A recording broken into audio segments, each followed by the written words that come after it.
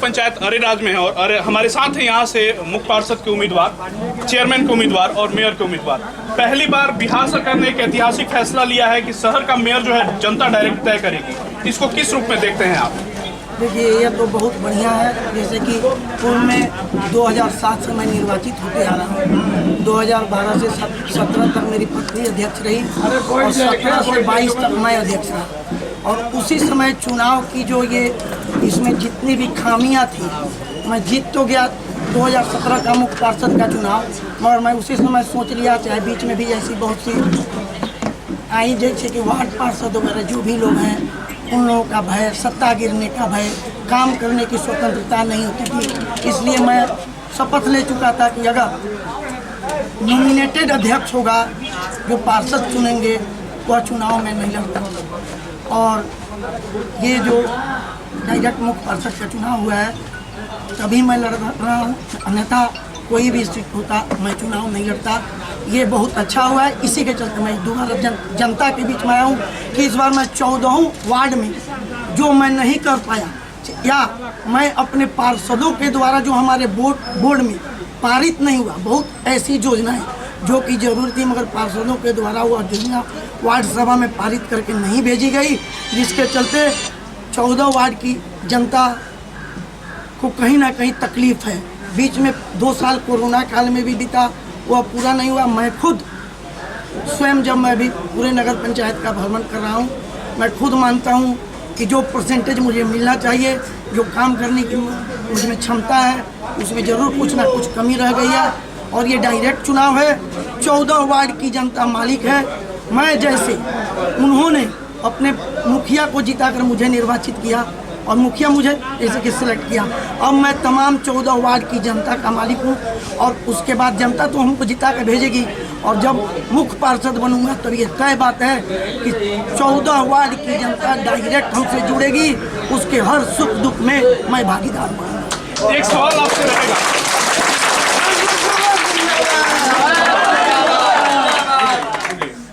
आपसे रहेगा, अभी तक आप मुख्य पार्षद बनते आए हैं, तो वो आप अपने जनता के प्रतिनिधि बनते आए हैं। क्योंकि जनता के प्रतिनिधि जो है उन्होंने आपको मुख्य पार्षद बनाने का काम किया है, लेकिन पहली बार ऐसा हुआ है कि अब जनता डायरेक्ट अपना प्रतिनिधि चुनने का काम करेगी। तो 3 बार में आपने विकास जो नहीं कर पाए, वो अब क्या कर पाएंगे? क्या उम्मीद और क्या मतलब जनता को आप आश्वासन दे पाएंगे? देखिए, 17 से 22 का कार्य कर रहा, 20 कोरोना में गया, 21 भी आधा कोरोना में गया। ऐसी बात नहीं है कि वार्ड पार्षद समर्पित नहीं थे, समर्पित थे, फिर भी फंडिंग की कहीं ना कहीं कमी रही। फिर भी मैं अपने कार्यकाल में अरेराज बाजार से लेकर चौक तक मुख्य नाला बनवाया, फिर जोगियार भैरव स्थान वाला जो रोड है वह भी बनवाया, अरेराज हॉस्पिटल कॉलोनी जो कि लोग कपड़ा खोल के निकलते थे वह बनवाए। जितनी भी बड़ी बड़ी योजनाएं थी मैंने करवाया। और रही बात कि मैंने लाइट का वादा किया था, अभी पूरे बिहार में लगभग हमको लग रहा है कि 10-12 निकाय ऐसे होंगे जहाँ की लाइट लगी है, जिसमें कि ESL कंपनी द्वारा एग्रीमेंट हुआ। और हम लोग किस स्तर तक जाके उस लाइट को नगर पंचायत में लगवाए ये हम जानते हैं, बाकी तो जनता मालिक है, देख रही है। ऐसा कुछ नहीं है कि चुनाव के समय आया तभी लगवाए, अभी पूरे बिहार में 10-12 जगह ही ये लगा है, जिसमें अरेराज भी है।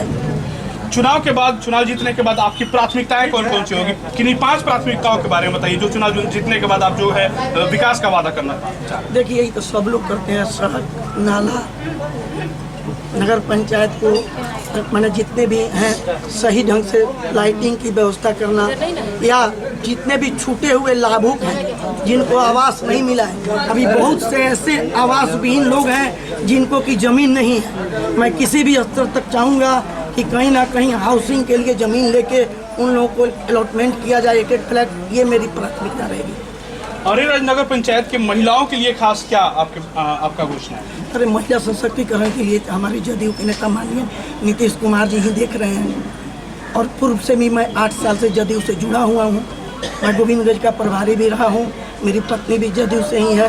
और महिला के लिए हमारी सरकार, बिहार सरकार, माननीय नीतीश कुमार जी जितनी भी योजनाएं चला रहे हैं, तो प्राथमिकता के आधार पर मैं यहाँ। लेकिन जानकारी के लिए मैं ये बता दूं कि पार्टी विशेष पे कहीं भी मेयर और उप मेयर का चुनाव नहीं हो रहा, तो फिर आप जदयू का जिक्र नहीं कर सकते। अरे, पार्टी विशेष के नहीं, अरे मैं उस पार्टी में हूँ तो मैं कह रहा हूँ कि उस पार्टी में हूँ। ऐसा बात थोड़े, सरकार की योजनाओं को मैं अपने इस सरजमीन पर उकेरने का प्रयास करूँगा। और ये नगर पंचायत की जनता से क्या अपील करेंगे? जनता से अपील करेंगे कि भाई जो भी हैं, आप वैसे ही आदमी को चुने जो धर्म और इस सब की लड़ाई नहीं लड़ाता हो, धर्म निरपेक्ष हो, हर दुख सुख में साथ रहता हो, कहीं भी कभी भी किसी भी परिस्थिति में 12 बजे रात में भी अगर आपके पास सेवा करने के लिए पहुंच जाता है तो तैयार रहता है, उसको चुनिए। पैसा का लोभ कोई भी दिखाए इस पर मत जाइए। वो आज अगर पैसा देगा तो 5 साल समझिए कि आपको तरसा के मार देगा। मैं जिस वार्ड में जीता हूँ, कोई एक आदमी अगर खड़ा होकर कह देगा कि 1 रुपया किसी चीज़ में खर्च हुआ है तो सच्चाई जानिए कि नामांकन देने के बाद भी मैं वापस ले लूँगा।